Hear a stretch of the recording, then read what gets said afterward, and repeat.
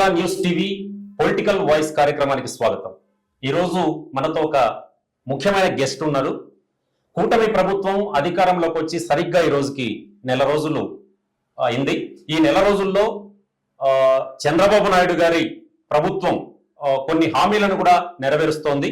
అందులో భాగంగా ఉచిత ఇసుక రవాణా కానీ తర్వాత ఇంకా కొన్ని హామీల గురించి మనం మాట్లాడే ప్రయత్నం చేద్దాం. మరి మనతో ఉన్న గెస్ట్ సత్యసాయి జిల్లా టీడీపీ కార్యదర్శి, పార్టీలో చాలా కీలకంగా సత్యసాయి జిల్లాలో ముఖ్యంగా పుట్టపర్తి నియోజకవర్గం చాలా కీలకమైన నియోజకవర్గం, ప్రపంచ ప్రఖ్యాతిగాంచినటువంటి నియోజకవర్గం. భగవాన్ శ్రీ సత్యసాయి బాబా జన్మించినటువంటి నేల. ఈ నేలపైన ఎన్నో అద్భుతాలు జరిగాయి. తర్వాత ప్రజలందరి సంక్షేమం కోసం కూటమి ప్రభుత్వం ఈసారి చాలా కార్యక్రమాలు చేస్తున్నామని చెబుతున్న నేపథ్యంలో ఈ రోజు సామకోటి ఆదినారాయణ గారు సత్యసాయి జిల్లా టీడీపీ కార్యదర్శి వారు మనతో పాటు ఉన్నారు. వారితో కొన్ని విషయాలు మనం మాట్లాడే ప్రయత్నం చేద్దాం. అన్నా నమస్తే. నమస్తే. ఎట్లా ఉన్నారు? తెలుగుదేశం పార్టీ అధికారంలోకి వచ్చిన తర్వాత గతంలో ప్రజలు ఎదుర్కొన్నటువంటి సమస్యలన్నీ పోయి మంచి రోజులు వచ్చాయని మేము ఆనందంగా ఉన్నాం. ముందుగా మీకు కూటమి ప్రభుత్వం అధికారంలోకి వచ్చిన సందర్భంగా శుభాకాంక్షలు తెలియజేస్తున్నాం. ఎందుకంటే పుట్టపర్తి నియోజకవర్గంలో కూటమి ప్రభుత్వం అధికారంలోకి రావడానికి కీలకంగా పనిచేసిన నాయకుల్లో మీరు కూడా ఒకరు. మీ శ్రమ, మీలాంటి వాళ్ళ చాలా మంది నాయకులు మీతో పాటు అందరి శ్రమ ఈరోజు ఫలించి కూటమి ప్రభుత్వం అధికారంలోకి వచ్చిందని ప్రజలందరూ కూడా ఇక్కడ భావిస్తూ ఉన్నారు. ముఖ్యంగా అధిష్టానం కూడా ఒక ప్రత్యేకమైనటువంటి గుర్తింపును మీలాంటి నాయకులకు ఇస్తోంది. చాలా సంతోషం. అందుకు మీకు అభినందనలు తెలియజేస్తున్నాం ముందుగా. థ్యాంక్ యూ వెరీ మచ్ అన్న. తర్వాత మనకు ఈ కూటమి ప్రభుత్వం ఇచ్చినటువంటి హామీల్లో ఇప్పుడు కొన్ని హామీల అమలు దిశగా కూడా ప్రయాణం చేస్తోంది. ఇందులో ముఖ్యమైనవి ఇప్పటిదాకా చేస్తున్నవి ఏంటి? అవి మీ మాటల్లో. మనం ఒకటే తెలియజేస్తున్నాం. గత ప్రభుత్వంలో తెలుగుదేశం పార్టీ కార్యకర్తల మీద, నాయకుల మీద, మరి బడుగు బలహీన వర్గాల ప్రజల మీద అనేక రకమైనటువంటి సమస్యలు సృష్టించడం వైసీపీ ప్రభుత్వం చేసింది. అయితే ఎన్డీఏ కూటమి ఏర్పడిన తర్వాత ఇటు కేంద్రంలో నరేంద్ర మోడీ ప్రభుత్వం కానీ, మన రాష్ట్రంలో చంద్రబాబు నాయుడు గారి ప్రభుత్వం కానీ, పవన్ కళ్యాణ్ గారి నేతృత్వంలో యువనాయకుడు శ్రీ నారా లోకేష్ గారు కూడా ఒకటే మా తెలుగుదేశం పార్టీ కార్యకర్తలకు, నాయకులకు తెలియజేయడం అనేది ముఖ్య ఉద్దేశం ఏమంటే, గతంలో 5 సంవత్సరాలు మన రాష్ట్రాన్ని అధోగతి చేశారు. 30 సంవత్సరాలు దాదాపు ఎనికిపోయే విధంగా మనకందరికీ కూడా విధ్వంసాలు సృష్టించారు. మనం అలాంటి పరిపాలన ఇవ్వకూడదు. ఈ 5 సంవత్సరాలు చరిత్రలో నిలిచిపోయే విధంగా మనం పరిపాలన ఉండాలి. అదేవిధంగా కార్యకర్తలు, నాయకులు కూడా పనిచేయాలని ఆయన మాటల్లో మాకందరికీ కూడా తెలియజేయడం జరిగింది. మేము కూడా అదే బాటలోనే ప్రజలు ఎదుర్కొన్నటువంటి సమస్యలన్నింటినీ కూడా వారి దృష్టికి తీసుకుపోయేదానికే ప్రయత్నం చేస్తున్నాం. ముఖ్యంగా ఈ టీడీపీ అనగానే ఇది బడుగు బలహీన వర్గాల పార్టీ, బీసీలకు చాలా ఆదరణ కల్పించేటటువంటి పార్టీ అనే ఒక పేరుంది. మరి ఈ కొత్తగా ఏర్పడినటువంటి కూటమి ప్రభుత్వంలో బీసీలకు ఎలాంటి న్యాయం జరుగుతుందని మీరు భావిస్తున్నారు? గతంలో ఏదైతే మేము ఎన్డీఏ కూటమిలో వాగ్దానాలు అయితే మేనిఫెస్టో రూపంలో ఇచ్చామో, బీసీలకు అత్యధిక ప్రాధాన్యం ఇస్తాము. బీసీల కుటుంబాలకు అందరికీ కూడా పెన్షన్లు అయితే ఏమి, ఇండ్లు అయితే ఏమి, నామినేటెడ్ పదవులు అయితే ఏమి, అన్నిట్లో కూడా న్యాయం జరిగే విధంగా మా లోకేష్ బాబు గారు, మా చంద్రబాబు నాయుడు గారు తప్పకుండా చొరవ చూపుతున్నాడు.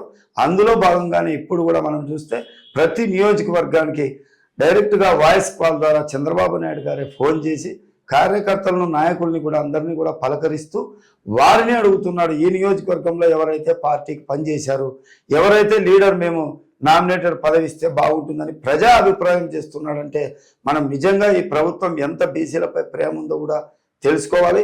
మరి అదేవిధంగా కూడా మా యువనాయకుడు నారా లోకేష్ బాబు గారు నిజంగా వాళ్ళ తాతగారు ముఖ్యమంత్రి, వాళ్ళ తండ్రి గారు ముఖ్యమంత్రి, అలాంటి నేపథ్యంలో ఉన్నత చదువులు చదువుకున్నటువంటి వ్యక్తి యువగలం అనే పాదయాత్ర ద్వారా ఈ రాష్ట్రం అంతా కూడా పర్యటించి అనేక రకమైనటువంటి సమస్యలు ఇటు ప్రజల నుంచి కూడా స్వీకరించి ఇటు అధికారంలోకి వచ్చిన తర్వాత కూడా మీరు ఒకటే చూడండి, ఏ ప్రభుత్వంలో కూడా ఇలాంటివి చూడలేదు.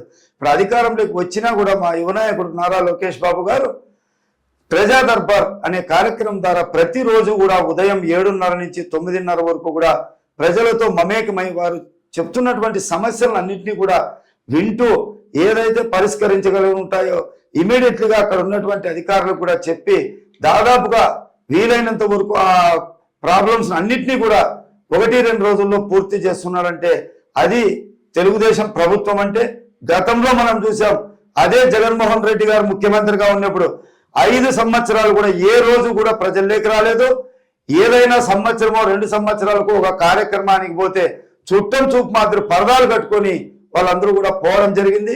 అదే ఇప్పుడు చూడు మా యువ నాయకుడు లోకేష్ బాబు గారు కానీ చంద్రబాబు నాయుడు కానీ అనేక రకమైనటువంటి ప్రజా సమస్యల మీద పోరాడుతూ ఈ రాష్ట్రాన్ని ముందుకు నడిపించాలంటే పోలవరం గతంలో మేము కూడా చెప్పాం, తెలుగుదేశం పార్టీ అధికారంలోకి వస్తే ఎన్డీఏ కూటమి తప్పకుండా కూడా పోలవరం ప్రాజెక్టు పూర్తి చేస్తామన్నాం.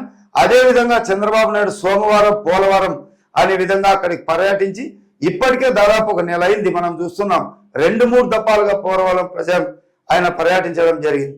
అందులో భాగంగా మనం చూసినాం దాదాపు గతంలో ఏదైతే వాలంటీర్ ద్వారా వృద్ధులకు వికలాంగులకు పింఛన్లు ఇంటి దగ్గరికే ఇస్తుండ్రి, అవన్నిటినీ కూడా సచివాలయం ఉద్యోగస్తుల ద్వారా 1వ తారీఖు పొద్దున్నే 6 గంటల నుంచి సాయంత్రం 6 గంటల లోపు దాదాపు 80% వాళ్ళ ఇంటి దగ్గరికే పోయి పింఛన్ ఇచ్చినామంటే అది తెలుగుదేశం పార్టీ ఘనత.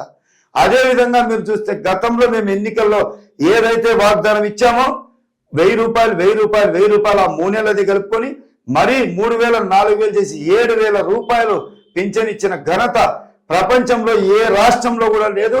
ఈ రాష్ట్రంలో ఆ ఘనత చంద్రబాబు నాయుడు. మేము కాళ్ళను ఎగరేసుకొని చెప్పగలం తెలుగుదేశం పార్టీలో ఉన్నందుకు. కానీ చంద్రబాబు నాయుడు చేస్తున్నటువంటి ప్రజాపాలన కూడా మేమంతా కూడా జీవితాంతం చంద్రబాబు నాయుడుకు రుణపడి ఉంటామని తెలియజేస్తున్నాం. సాంకేతికంగా ఏదో మాయాజాలం చేసి చంద్రబాబు నాయుడు గారు కూటమి ప్రభుత్వం అధికారంలోకి వచ్చింది తప్ప మేమైతే నిజంగా ప్రజలు మమ్మల్నే ఆదరించారు దీంట్లో, కాకపోతే టెక్నికల్ గా ఏదో జరిగిందని చెప్పి జగన్మోహన్ రెడ్డి గారు ఆరోపిస్తున్నారు. దీనిపైన ఏమంటారు? గతంలో 22 సీట్లకే మాకు పరిమితం చేశారు. మరి అదే 2014 నుంచి 19 వరకు కూడా అనేక రకమైనటువంటి అభివృద్ధి సంక్షేమ పథకాలను కూడా తెలుగుదేశం పార్టీ ఉమ్మడి మనం కలిసి ఉన్నప్పటి నుంచి కూడా విడిపోయి మొట్టమొదటిసారిగా ఈ రాష్ట్రానికి ముఖ్యమంత్రి అయినటువంటి చంద్రబాబు నాయుడు అమరావతిని రాజధానిగా చేసి 5 సంవత్సరాలని దాదాపు 70% పనులు చేశాడు. మరీ ముఖ్యంగా రోడ్లన్నీ కూడా అస్తవ్యవస్థలు ఉంటే అవన్నిటినీ కూడా లోటు బడ్జెట్ ఉంటే అన్ని కూడా ముందుకు సాధించే విధంగా పరిపాలన అందించి ఉద్యోగస్తులకేమో అందరికీ కూడా వాళ్ళకు రావాల్సినటువంటి వనరులు కానీ అన్ని కూడా సక్రమంగా చేసిన ఘనత చంద్రబాబు నాయుడు. మరి జగన్మోహన్ రెడ్డి గారు మేము అంత ఘనత చేసి మేము ఓడిపోతే కూడా చంద్రబాబు నాయుడు గారు ఏ రోజు కూడా ఆ మాట మాట్లాడలేదే. చంద్రబాబు నాయుడు ఒకరే చెప్తున్నారు, మేము పరిపాలన అందించాము, ఆ రోజు మాకు 22 సీట్లే ఇచ్చారు, రైట్, మనం ఇంకా కూడా ముందుకు మంచి పరిపాలన అందించాలనే ఉద్దేశంతో మేము అన్నాం. కానీ ఏ రోజు కూడా మేము జగన్మోహన్ రెడ్డి గారిని చంద్రబాబు నాయుడు అనలేదు. మరి ఇప్పుడు మీరు అనవసరమైనటువంటి ఈవీఎంల మీద వాళ్ళ మీద వీళ్ళ మీద కూడా మాట్లాడుతున్నారు. చంద్రబాబు నాయుడు గారు ఈ రోజు సాధించిన విజయం అది ప్రజా విజయం. ప్రజలను ఏ విధంగా మీరు 5 సంవత్సరాల్లో ఎన్ని ఇబ్బందులకు గురి చేసినారో, బీసీలను కానీ ఎస్సీలను కానీ ఎస్టీలను కానీ మైనార్టీలను కానీ అనేక రకమైనటువంటి సమస్యలను అన్నింటినీ కూడా రాకుండా చేసినారో అవన్నీ కూడా ప్రజలు మీకు రిటర్న్ గిఫ్ట్ ఇచ్చారు. మీరు ఏదైతే మీ పరిపాలన చేశారో ఆ పరిపాలనకు మీరు గిఫ్ట్ వాళ్ళు ప్రజలు మీకు అందించారు. కానీ ఇది చంద్రబాబు నాయుడు కానీ ఇంకోరు కానీ చేసినది కాదు, ప్రజల అభిప్రాయం. ఈరోజు మాకు మెజార్టీ ఇచ్చారు, పరిపాలన చూడండి ఈ 1 రోజుల్లోనే ఎవరికైనా ఎక్కడైనా ఏ చిన్న సమస్య తలెత్తుతుందా, మేము ఇచ్చిన వాగ్దానాలన్నీ కూడా చేస్తాం. మరి మీరేమిచ్చారు? 3000 రూపాయల పింఛన్ ఉండే 250 5 సంవత్సరాలు పట్టింది మీకు 250 పెంచేది. అదే మేము 1000 రూపాయలు చేసినాం, 1 నెలలోనే ఇచ్చాము. అది ప్రజా పరిపాలన. ప్రజలకు మేము చేస్తున్నటువంటి వాగ్దానాన్ని నిలబెట్టుకుంటే ప్రభుత్వం. స్వర్గీయ నందమూరి తారక రామారావు గారు ఆ రోజుల్లో కూడా ఈ పార్టీ పెట్టడం కూడా పెత్తందారులు అందరూ కూడా అప్పుడున్నటువంటి కాంగ్రెస్ పార్టీలో ఏకమైనారు. కాబట్టి ప్రజలు బడుగు బలహీన వర్గాలకు కూడా రాజకీయ చైతన్యం కోసం పెట్టిన పార్టీ తెలుగుదేశం పార్టీ. అదే బాటలోనే మనం చూస్తున్నాం. నందమూరి తారక రామారావు గారైనా, మరి ఇప్పుడున్నటువంటి మన ప్రియతమ నేత ముఖ్యమంత్రి చంద్రబాబు నాయుడు గారైనా, మా యువ నాయకుడు లోకేష్ బాబు గారైనా ప్రజల కోసం ప్రజలతో మమేకమై వారి కష్ట సుఖాలను పంచుకున్నటువంటి వ్యక్తి తెలుగుదేశం పార్టీలో ఉన్నారు. కాబట్టి ఈ రోజు మాకు ఇంత మెజార్టీ ఇచ్చారు, అఖండమైనటువంటి మెజార్టీ ఇచ్చారు. అదేవిధంగా మేము ఈ 5 సంవత్సరాలు కూడా తప్పకుండా ప్రజలకు ఏదైతే వాగ్దానాలు ఇచ్చినామో అన్నీ కూడా నెరవేరుస్తాం. అది చంద్రబాబు నాయుడు మాట ఇచ్చాడు, ఖచ్చితంగా చంద్రబాబు నాయుడు మాట ఇచ్చారంటే చేసి తీరుతాను. అన్న, ఈ అన్న క్యాంటీన్ల విషయానికి వస్తే ప్రభుత్వం అధికారంలోకి రాకముందే, అంటే కూటమి ప్రభుత్వం రాకముందే, అధికారంలో లేకముందే మీరు పుట్టపర్తిలో ఈ అన్నా క్యాంటీన్లు నిర్వహించినారు. ఈ అన్నా క్యాంటీన్లకు సంబంధించి చాలా మంది పేద బడుగు బలహీన వర్గాలు, కార్మికులు, చిన్న చిన్న పనులు చేసుకునే వాళ్ళందరూ కూడా కడుపు నిండింది, ఆకలి తీర్చారు మీరు. మరి ఈ అన్నా క్యాంటీన్లను మళ్ళీ ఎప్పుడు ఈ అధికారికంగా ప్రభుత్వం ప్రారంభించబోతోంది? దీని వెనుక మీరు చేసినటువంటి కృషి చెప్పండి. గతంలో స్వర్గీయ నందమూరి తారక రామారావు గారు పార్టీ పెట్టినప్పుడు కూడా ఒకటే నినాదం, కూడు గుడ్డ నీడ, పేద ప్రజలకు అందించాలనే ఘనత స్వర్గీయ నందమూరి తారక రామారావు గారిది. అదే బాటలో మన ప్రియతమ నేత శ్రీ నారా చంద్రబాబు నాయుడు గారు 2014లో ముఖ్యమంత్రి అయిన తర్వాత ఏదైతే జిల్లా హెడ్ క్వార్టర్లో కావచ్చు, నియోజకవర్గ హెడ్ క్వార్టర్లో కావచ్చు, పేద ప్రజలు, రైతులు ఆఫీసుల చుట్టూ వాళ్ళు తిరుగుతుంటారు. వారు ఎక్కడైనా సరే హోటల్కి పోవాలంటే 80-90 రూపాయలు హోటల్లో బిల్లు తీసుకోవడం జరుగుతుంది. అదే పేద ప్రజలకు నాణ్యమైనటువంటి భోజనం 5 రూపాయలకే ఇవ్వాలి. అదే కాకుండా ఏదైనా ఫంక్షన్ల రూపంలో అక్కడ ఇక్కడ చందాలు ఇచ్చేవాళ్ళు కూడా ఈ క్యాంటీన్లకు ఇస్తే వాళ్ళు కూడా ప్రజలకు సేవ చేసినటువంటి ఉంటుందని చెప్పేసి ఒక మంచి అభిప్రాయంతో, ప్రజలకు మంచి చేయాలనే ఉద్దేశంతో ఆ రోజు మేము తెలుగుదేశం పార్టీ అధికారంలో ఉన్నప్పుడు కొన్ని మండలాల్లో అన్నా క్యాంటీన్లు ప్రారంభించడం జరిగింది. మళ్ళీ మేము అధికారంలోకి వస్తే మిగతా అన్ని మండలాల్లో కూడా ప్రవేశపెట్టేందుకు మేము సిద్ధమైను. అయితే ప్రజలు ఆ రోజు తెలుగుదేశం పార్టీని ఓడించినారు. అదే వైఎస్ఆర్సీపీ గెలిచిన తర్వాత మీ పేరు పెట్టుకున్నా కూడా చంద్రబాబు నాయుడు గారు బాధపడేవాళ్ళు కాదు. అదే అన్నా క్యాంటీన్ మీ పేర్లు పెట్టుకొని ప్రజలకు అందించినా కూడా మీకు ప్రజలు ఈరోజు అంతో ఎంతో గౌరవం ఇచ్చేవాళ్ళు. మరీ ముఖ్యంగా పేద ప్రజలు కడుపు నిండా అన్నం తింటే అన్నా క్యాంటీన్లు కూడా మీరు కూల్చేసి అన్నా క్యాంటీన్లో భోజనాన్ని కూడా పెట్టనీయకుండా చేసి మీరు ఎంత పాలన అందించారంటే ప్రజలు చాలా గమనిస్తుంటారు. ప్రజలు మనం అనుకుంటున్న ప్రజలు చాలా చైతన్యవంతులు, వాళ్ళు గమనిస్తున్నారు. అరే పేదవాడు తినే అన్నం నోటిని ముద్ద కూడా మీరు లాక్కునే ఈ ప్రభుత్వం అని చెప్పి ఆ ప్రభుత్వానికి బుద్ధి చెప్పారు. త్వరలోనే దాదాపు ఇప్పటికే ఒక 100 క్యాంటీన్లు కూడా ఈ నెలాఖరులోగా ప్రారంభమయ్యే అవకాశం ఉంది. మాకున్న ఇన్ఫర్మేషన్ ప్రకారం త్వరలోనే అన్ని జిల్లా నియోజకవర్గ కేంద్రాల్లో కూడా మా ప్రియతమ నేత శ్రీ నారా చంద్రబాబు నాయుడు గారు, మరి మా నియోజకవర్గ ఎమ్మెల్యే శ్రీ పల్లె సింధూరారెడ్డి గారు, మరి మాజీ మంత్రివర్యులు ప్రియతమ నేత పల్లె రఘునాథ్ రెడ్డి గారు, వాళ్ళందరూ కూడా చొరవ తీసుకొని ఈ జిల్లాకు సంబంధించినటువంటి మా బడుగు బలహీన వర్గాల మంత్రి అయినటువంటి సవితమ్మ గారు అయితే ఏమి, మరి ఆరోగ్య శాఖ మంత్రివర్యులు శ్రీ సత్యప్రకాశ్ యాదవ్ గారు, మరి ఈ పార్లమెంటుకు సంబంధించినటువంటి ఎంపీ గారు, ఈ పార్లమెంట్లో గెలిచినటువంటి ఎమ్మెల్యేలు అందరూ కూడా కలిసికట్టుగా ప్రజలకు ఏదైతే అవసరమో ఖచ్చితంగా కూడా మేమందరూ కూడా ప్రజలకు పరిపాలన అందించేందుకు మేము ముందుకెళ్తాం. అన్న, పుట్టపర్తి పట్టణంతో పాటు నియోజకవర్గంలో చాలా వరకు ఉపాధి అవకాశాలు అంటే పరిశ్రమలు కానీ ఇంకోటి ఇప్పటిదాకా లేవు. అంటే గత ప్రభుత్వం ఏమీ చేయలేదు. ఇప్పుడు ఏమైనా మీ ప్రభుత్వానికి అంటే మీ ఎమ్మెల్యే గారితో కలిసి మీరేమన్నా సూచనలు ఇచ్చి లేదా వాళ్ళకి ఏదైనా ఒక ప్లానింగ్ ఇచ్చి ఇట్లా చేస్తే బాగుంటుందని చెప్పి ఏమన్నా ఈ నెల రోజుల పాటు ఏమన్నా కానీ జరిగాయి ఏమన్నా ఈ డిస్కషన్స్? నేను ఒకటే తెలియజేస్తున్నా, ఈ ప్రభుత్వం ఏర్పడి ప్రమాణ స్వీకారమై నెల రోజులు పూర్తయింది. ఈ నెలలోనే ఒకసారి ఆలోచించండి. మా నియోజకవర్గ ఎమ్మెల్యే అయినటువంటి శ్రీ పల్లె సింధూరారెడ్డి గారు కూడా మొన్న జరిగినటువంటి మన జిల్లా సమీక్ష సమావేశం, అధికారుల సమీక్ష సమావేశంలో కూడా ఒకటే తెలియజేశారు. ఈ నియోజకవర్గానికి సంబంధించినటువంటి సమస్యలు అన్నీ కూడా మాట్లాడారు. మొన్న కూడా మనం అందరూ కూడా న్యూస్లో కూడా మన కార్యకర్తల నాయకులు కూడా అందరూ ఆనందం వ్యక్తం చేశారు. ఏదైతే మన జిల్లాలో అతి పెద్ద చెరువు అయినటువంటి బుక్కపట్నం చెరువు చిత్రావతి నుంచి కూడా డ్రైనేజ్ కలుస్తుంది అని చెప్పేసి కూడా ఆ సమస్యను కూడా ప్రజలు ఇటు అధికారుల దృష్టికి కూడా తీసుకొని పోయినారు. అదేవిధంగా ఏదైతే ఇప్పుడు ఉన్నటువంటి ఖరీఫ్ సీజన్లో విత్తనం కూడా మనకు అవసరం కాబట్టి రైతులకు అందివ్వాలని నిన్న కూడా జరిగినటువంటి శ్రీ సత్యసాయి జిల్లా సమీక్ష సమావేశంలో కూడా మా ప్రియతమ నేత మా నియోజకవర్గ ఎమ్మెల్యే గారు కూడా శ్రీ సింధూరారెడ్డి గారు కూడా తెలియజేశారు. ఇప్పుడున్నటువంటి రైతులకు ఏదైతే క్రాప్ అంటే 120 రోజులు క్రాప్ వ్యవధి కాకున్నప్పటికీ 70-80 రోజుల్లో కూడా క్రాప్ వచ్చేకి రైతులకు ఉపయోగపడే విధంగా మేలైనటువంటి విత్తనాలు కూడా సరఫరా చేయాలని చెప్పి నిన్న కూడా మేము అధికారులందరికీ కూడా మా ఎమ్మెల్యే గారు సూచించారు. అదేవిధంగా మేము కూడా ప్రజలకు అందరికీ కూడా మమేకమై వారి కష్టాల్లో సుఖాల్లో మేము అందరూ కూడా ఉంటామని తెలియజేస్తాం. ముఖ్యంగా గత మాజీ మంత్రి నిన్న లేక మొన్న ఒక కీలకమైన వ్యాఖ్య చేశారు. అదేమిటంటే జగన్మోహన్ రెడ్డి ఓడిపోవడం చాలా బాధాకరంగా ఉంది, అసలు దానికి కారణాలేమో అంతు చిక్కట్లేదు, అట్లాగే ధర్మవరంలో కేతిరెడ్డి వెంకటరామరెడ్డి ఓడిపోవడం ఏంటి అసలు అని చెప్పి ఆశ్చర్యాన్ని వ్యక్తం చేయడమే కాకుండా ఒక కీలకమైన వ్యాఖ్యలు కూడా కొన్ని చేశారు, అంటే కూటమి ప్రభుత్వాన్ని అనుసరించి. మరి దానిపైన మీ స్పందన ఏంటి? నేను ఒకటే వాళ్ళందరికీ కూడా తెలియజేస్తుండా, అసలు ఈ రాష్ట్రం గురించి, ఈ రాష్ట్రంలో జరుగుతున్నటువంటి పరిస్థితుల గురించి మీకు ఏమాత్రం అవగాహన లేదని చెప్పేసి నేను చెప్తాను. ఎందుకంటే నువ్వు ఒక మాజీ ముఖ్యమంత్రి కుమారునివి, అవగాహన లేకోకుండా మాట్లాడడం ఇది కరెక్ట్ అయిన పద్ధతి కాదు. నీకు ఒకటే వాళ్ళు మంచి పని చేసింటే కేవలం 40 రోజుల్లో ధర్మవరం నియోజకవర్గానికి కొత్త వ్యక్తి అయినప్పటికీ అక్కడ ఉన్నటువంటి ప్రజలందరూ కూడా ఆరాధించే దైవంగా ఈరోజు మంత్రి స్థానంలో ఉన్నాడంటే అతని గొప్పతనము, ఎన్డీఏ కూటమి ప్రభుత్వం ఎందుకు వాళ్ళకు ఉపయోగపడుతుందనే విషయాలన్నీ కూడా మేము ప్రజలకు తెలియజేసినాం. కాబట్టి ఒక బీసీ అయినటువంటి సత్యకుమార్ యాదవ్ గారిని మెజారిటీతో గెలిపించడం అంటే అది సామాన్యమైనటువంటి విషయం కాదు. మీరు ఇప్పటికే గుర్తుపెట్టుకో, సత్యకుమార్ గారు ఈ రోజు వరకు కూడా ఈ 4 రోజుల వ్యవధిలో అనేక రకమైనటువంటి ప్రజలు ఎదుర్కొన్నటువంటి సమస్యలను వెంటనే పరిష్కరిస్తున్నాడు.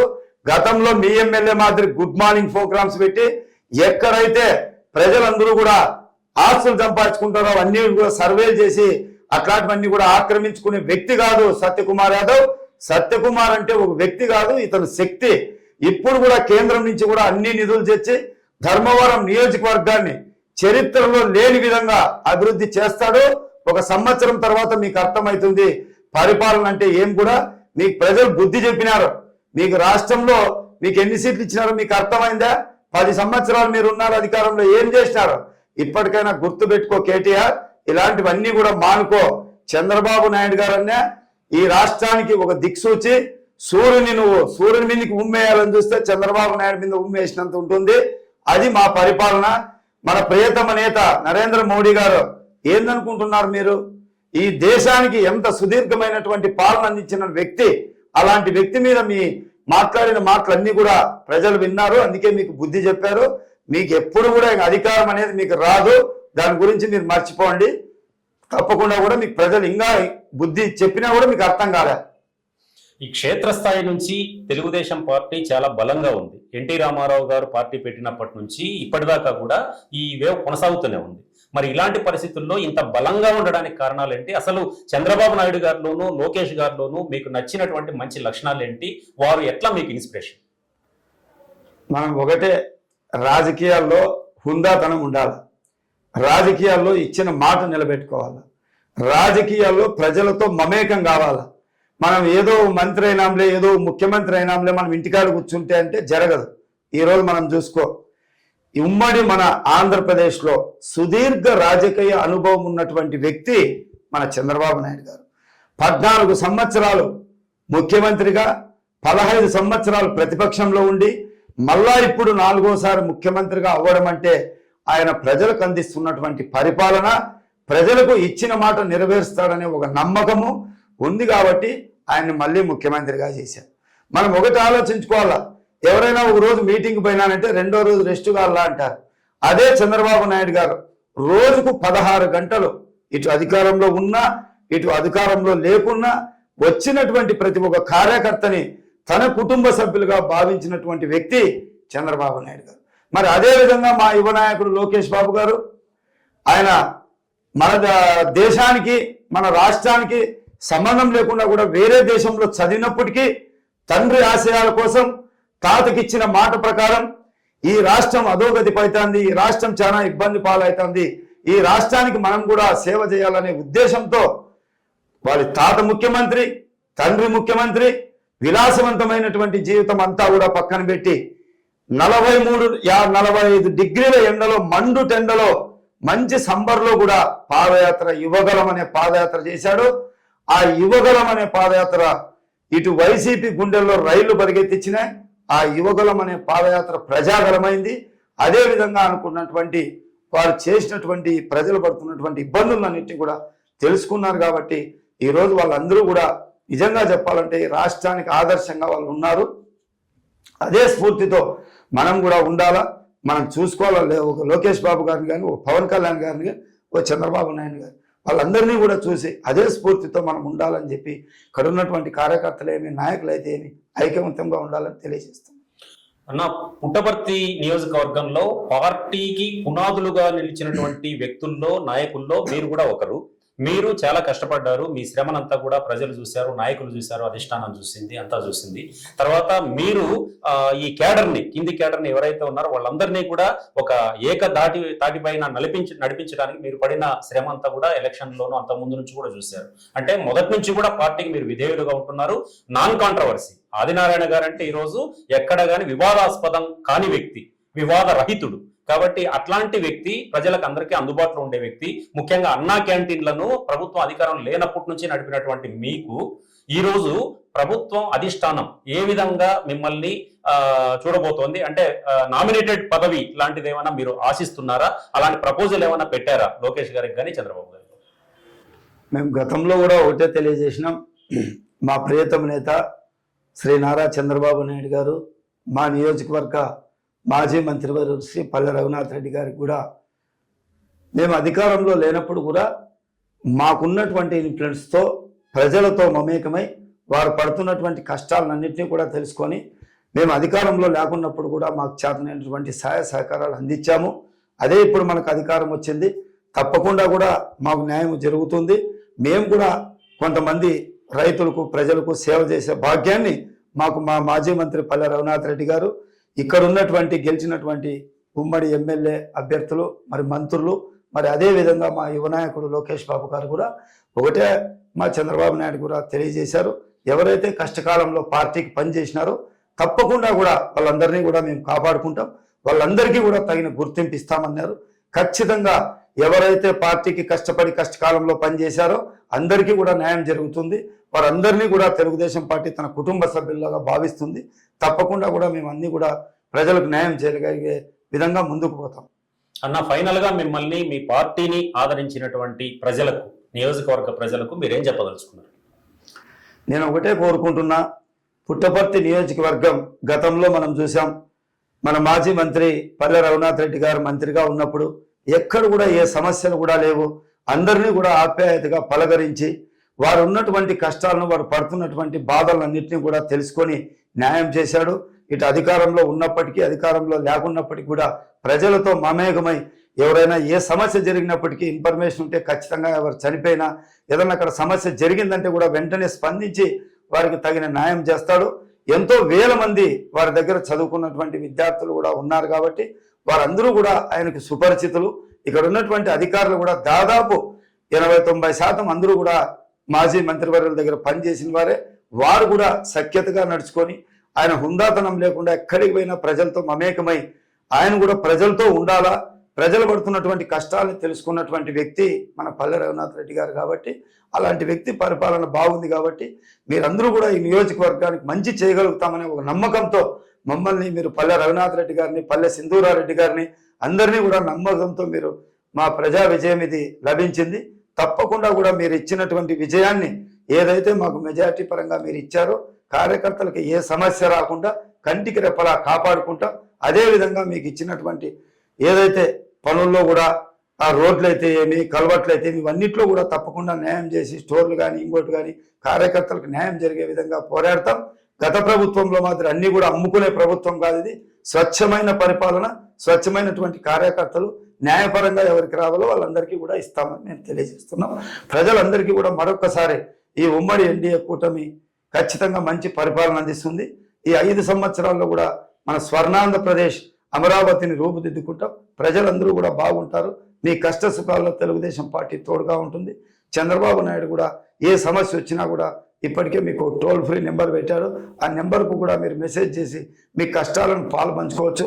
అదేవిధంగా మా యువ నాయకుడు లోకేష్ బాబు గారు కూడా ఒక వాట్సాప్ నెంబరు పెట్టాడు. ఆ వాట్సాప్ నెంబర్లో అయినా, మెయిల్ ఐడిలో అయినా సరే మీకు ఉన్నటువంటి సమస్యలను ఆ మెయిల్ ఐడికి పంపితే తప్పకుండా కూడా పరిష్కారం అయితే మా వరకు కూడా మీరు ఏదైనా సమస్య తెచ్చినారో, నిజంగా ఇది జినీన్ ఉంది, మా కార్యకర్తలు ఇబ్బంది పడుతున్నారంటే మేము కూడా మీ దగ్గరుండి మేము పోరాడి మీ సమస్యను తీర్చేందుకు ముందుకుంటాం.